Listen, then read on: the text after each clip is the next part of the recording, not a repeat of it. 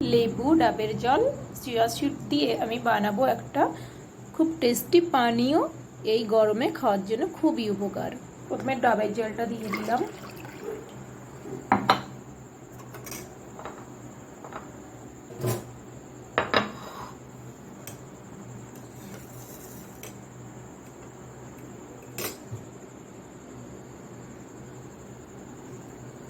কিছুটা chia seed দেবো, লবণ দেবো, কাঁচা লঙ্কা দিলাম, নেড়ে চেড়ে দেবো, টেস্ট করে দেখবো কেমন হলো। হ্যাঁ, খুব সুন্দরই লাগছে খেতে। চিনিটা দিতে ভুলে গেছিলাম, তাই একটু চিনি দিয়ে নাড়িয়ে চড়িয়ে নিলাম। তোমরা যদি নতুন হয়ে থাকো বন্ধু, তবে একটু সাবস্ক্রাইব করে দিও।